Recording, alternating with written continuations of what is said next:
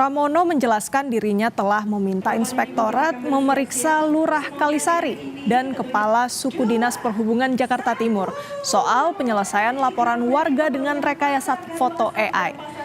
Dia meminta siapapun yang terlibat diberikan sanksi tegas agar peristiwa serupa tak terulang lagi.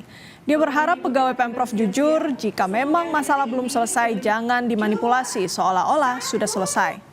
Sebelumnya seorang petugas diduga memanipulasi tindak lanjut laporan keresahan warga terhadap parkir liar di wilayah Pasar Bo. Dia menggunakan foto AI sehingga seolah-olah parkir liar telah ditangani petugas.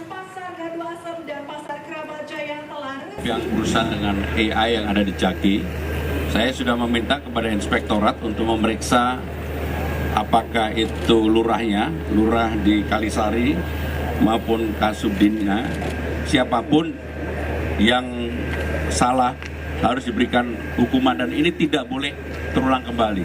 Karena bagaimanapun bagi pemerintah Jakarta transparansi itu menjadi hal yang penting, lebih baik misalnya lah belum selesai ya belum selesai aja daripada kemudian dilakukan dengan AI yang notabene itu membohongi dan saya sudah meminta kepada inspektorat untuk diberikan sanksi untuk itu.